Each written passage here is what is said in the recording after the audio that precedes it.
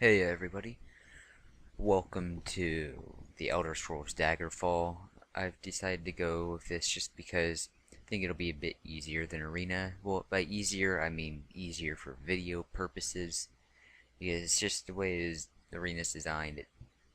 It's more of like a spend your time game, where if you guys saw the last video of Arena that I've put up so far, by the time this goes up, that's what I mean by so far, is that I've been talking about how I don't want to be doing the 4 hours for 20-minute videos because of trying to figure stuff out, just because it's older and it's not like games that are nowadays where they're a bit more straightforward, I guess you could say that.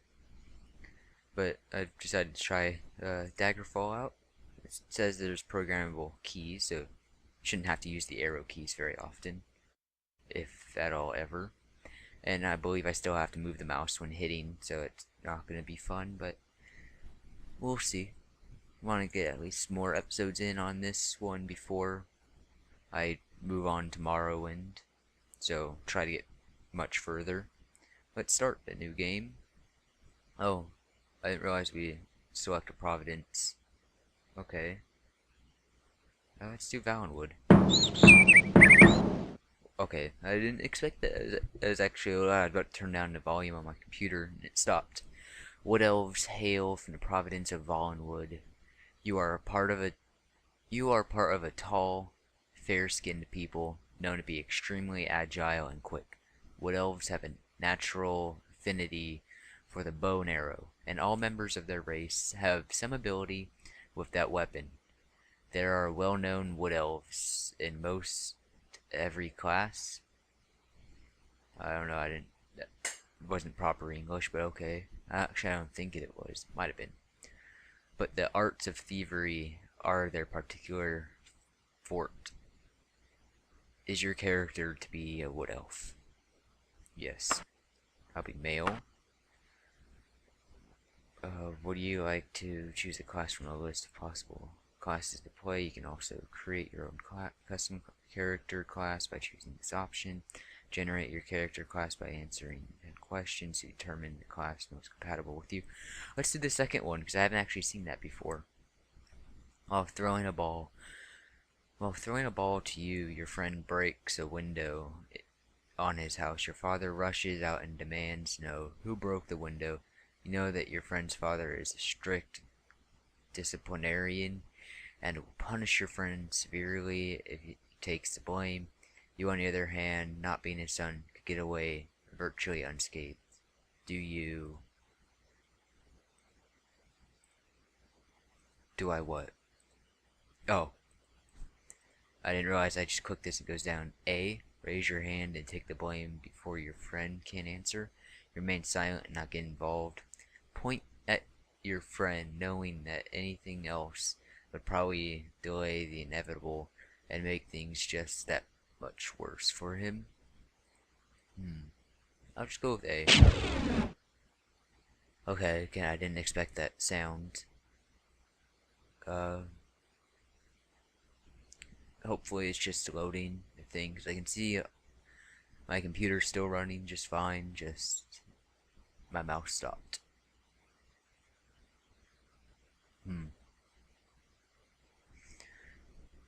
I'll wait a couple more seconds, and if it doesn't do anything, I'll pause the recording and I'll start it once it gets through.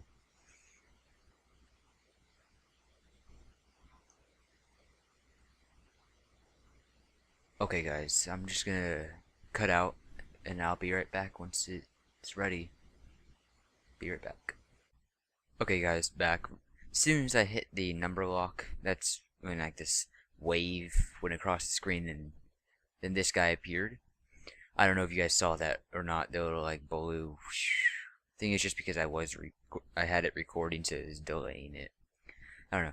Your parents are having a party for several relatives. While helping around the house, you see your cousin slip into a darkened room. Curious, you follow and discover him slipping a silver candlestick into his jacket. He is an honorable boy, but you know his family has suffered some recent financial hardship. He has not seen you yet. Do you clear your throat and tell him to put the candlestick back, reassuring him that your parents can help him in his if his family is in trouble, but he should not resort to stealing. Close the door behind you and say nothing. Your family can live without the candlestick, but your cousin's family obviously cannot. Treat him like any other burglar. Lock him in the room and call for your father if he chooses to be merciful because of your cousin's poverty. That is his decision. It is your father's candlestick after all. Okay, I didn't expect the whole locking into the closet thing, but I like the first answer best. I'm gonna click on that. Okay, and yeah, it's not doing anything again. I'm gonna cut right back. Alright, I'm back again. Yeah, it's just because I'm recording. As soon as I hit the hotkey again, it immediately went. And now this guy's there. This one's like warrior. This one's like mage. So, wise, brave. Brave and wise. While fishing one sunny afternoon, you find that the boots which you discarded are now full of ants who are busily making their way from a piece of bread you dropped to their anthill. Do you pick up the boots, wash all the ants off now, even though you're not leaving until dusk? Watch the ant. Oh, well, I gotta click. I tried to scroll. Forgot I had to click. Watch the ants, curious as to how they work so efficiently and content to live and yet live. Okay, I don't understand that part either. For like the last part, and content to live and yet live. Unless content's complete opposite of what I'm thinking. I'm thinking content as in wanting to live. So, yeah. Make boats out of leaves and then send each ant down the stream to pass the time until a fish bites. This would actually, it'd kind of be cool to see that, but I think, I mean, I'd most likely probably wash the boots, but I mean, I'd also want to watch them. I'm gonna go with B, and I'll be right back. Okay, back again. Yeah, it just the little stream came out and it went straight back into this guy. So I guess that's a warrior trait. Probably waiting to strike the enemy. I don't know. It's more of like ninja stealthy. It doesn't really look stealthy. A boat, a boat you are in is suddenly caught in a tremendous whirlpool as the current reaches an impossible velocity. Ooh, we're using big words now. Velocity. The little boat begins springing leaks and starts to sink under the vortex. You can see no way out that does not promise death. So you A. Pick up a bucket and begin bailing furiously, hoping to keep the boat afloat just a few more seconds. Sit back and accept your fate, choosing to die with a sense of decorum and nobility, and not as a commoner who fears the unknown. Dive into the churning current. You may only be hastening your own death, but at least you are doing something. Well, I mean, a bucket's not going to really work, even though it's what most people try to do, probably. Unless they can, like, get a hold of their sense of fear and think. Sitting back and relaxing, that just sounds like someone that doesn't care to live. So you gotta try something. Okay, be right back and see where that went. Okay, yeah, I went over to this one, which is kind of like ninja sneak. Okay, so like I guess bravery.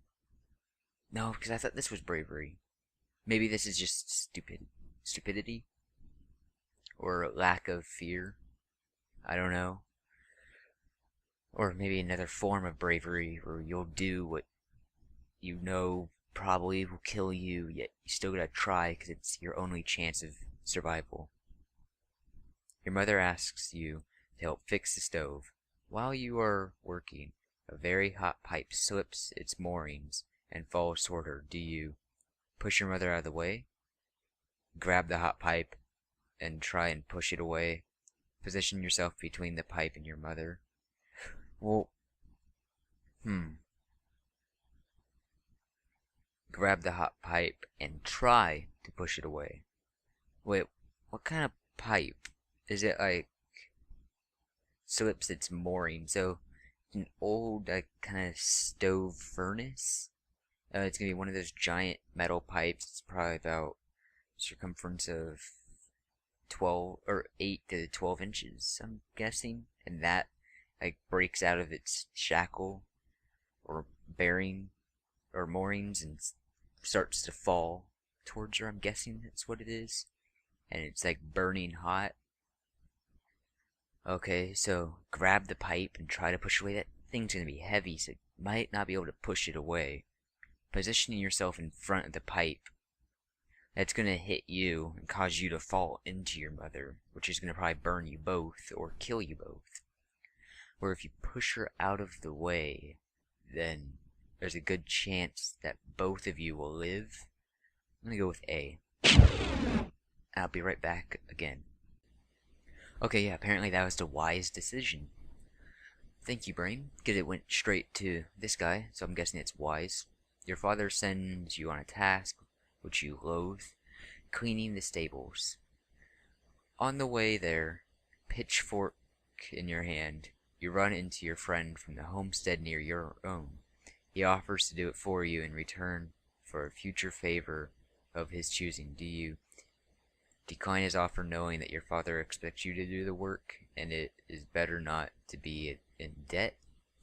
Accept his offer, reasoning that as long as the stables are cleaned, it matters not who does the cleaning. Ask him to help you, knowing that two people can do the job faster than one, and agree to help him with one of the tasks of his choosing in the future. I'll do that. Because, I mean, you don't want to get caught not doing your work. So it's like, I don't want to do it all. So, you know what? I'll do something for you. I'll help you out with something in the future if you help me with this, and we both work on it. That way, if he sees that you're working on it, I'm still working on it too. I can't get in trouble. And you're rewarded with being thoughtful and a good friend. Be right back to see where that goes. Awesome, my guy's gonna be really wise, I think. It went to the mage again. While in town, the baker gives you a sweet roll. Delighted, you take it into an alley to enjoy, only to be intercepted by a gang of 3 other kids your age. The leader demands the sweet roll, or else he and his friends will beat you and take it. Okay, why would you, if you're given free food, go into a random alley to eat it? Apparently we're not very bright. Okay, let's see. Drop the sweet roll and step on it, then get ready for the fight. Give him the sweet roll now, without argument, knowing that later this afternoon you will have all your friends with you and can come and take whatever he owes you. Act like you're not. Act like you're going to give him the sweet roll, but at the last minute throw it in the air, hoping that they'll pay attention to it long enough for you to get a shot in on the leader. This one is kind of like, if you're really strong and not afraid to really get hurt, then that's a good one for you. But this one's a pretty smart one because if you have good friends that will come and back you up through anything, and you can get revenge. Or this one is kind of like, I guess, dirty fighting, I guess you could say. It's a trick, like if you fight dirty, like throwing sand in people's eyes. That one, throw it up. Hopefully they're distracted by it, looking up to see it. Maybe they'll go to catch it.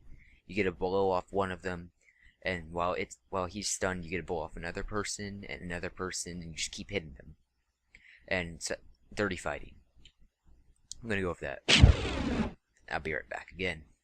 Okay, I'm not completely sure what this one is, but it went to this one. Maybe it's assassin. It's an assassin because it was I don't remember what the first one went to him, but the second one, it's dirty fighting. So, okay, your arm master is relating the story of a great king he knew in a faraway land, whose inventors created a wondrous ballroom of such size it could transport dozens of people through the air to any place they chose. If you were this king, If you were this king, he asks you, how would you use this remarkable balloon? Would you explore regions previously impossible or extremely dangerous to visit by land? Keep the ball secret, saving it for surprise attacks or defense at a time of war? Commission the inventor to create a dozen of these balloons in hope of making a travel system across your realm that will speed up transportation and time and exchange of ideas. This is smart because it's like you'll save your people and so forth. This it's kind of just adventurous, but this is you save your people. But then this one, everyone gets to use it. It becomes a well-known thing. But then, as it says, ideas get around quicker. More things invented faster. Next thing you know, this balloon is so like 40 years ago, we have flying cars. I'm gonna go with this C. Be right back. Okay, I went to this guy. I'm not sure how many of these there are. Maybe there's just 10. We haven't gone through all 10 yet. But because you expressed interest, your arms master told you a few hints about recognizing magical weaponry. Ooh. Later, you are practicing archery with a few friends. One boy who was never a strong archer has become something of a sharpshooter. You suddenly realize that he is using magical arrows. What do? Tell the others about the arrows. In a friendly archery match, using the magical arrows is cheating. Tell your friend, or hold on. Okay, let's tell the others. Tell your friend you notice that he is using magical arrows, and if he doesn't get you some, you will tell the arms master and the others the reason behind his improvement. Say nothing. If you have a need for magical arrows, you can always mention something to him later. After all, magic is not really a cheat, it is a different skill. That C one, I like that. Magic is not really a cheat, it is a different skill. I like C. I'm going with that. I will be right back again. This one I knew it would be going to the middle guy, and it did. Okay. While in the marketplace, you witness a thief cutting a purse from a noble. Wait, a thief cut... Okay.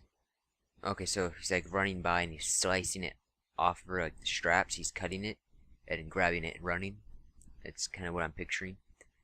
Even as he does so, the noble notices and calls for the city guards. In his hassle to get away, the thief drops the purse near you. Surprisingly, no one seems to notice the bag of coins at your feet. Do you pick up the bag and pocket it, knowing that the extra windfall will help your family in times of trouble? Pick up the bag and signal to the guard, knowing that the only honorable thing to do is to return the money to its rightful owner. Leave the bag there, knowing that it's better not to get involved. The A one, if you're in a tight situation, would seem like a good idea, and most likely you would just react to that. But if you're strong-willed, you'd probably go with B, bring it to the person, and then that you might get a reward out of it. They might give you the money, they might give you part of it, they might help you with something, owe you a favor, or depending on if they're greedy or not, just give you nothing. It's a gamble. Let's find out. Be right back. Okay, apparently we finished. It went to the guy that was in the top right. Battle mages use their mastery of magic for combat purposes. They are naturally adept at casting offensive magic spells. The skills most important to a battle mage are Destruction, Long Blade, Axe, Thaumaturgy, Alteration, and Hand to Hand. Do you wish your character to be a battle mage? Yes, but I know Destruction and Alteration. I know Long Blade and Axe just because those are like weapons. I know Hand to Hand. It's like mano y mano, which is and then there's Thaumaturgy. I don't know that one, but yes. Okay. Fast start by... This is gonna run on a little bit longer, just so you guys know. Would you like to fast start by automatically generating your character's background? You will be able to adjust starting attributes and skills within the character sheet. Choose your character's career path by answering 12 important career decisions that will influence your character background.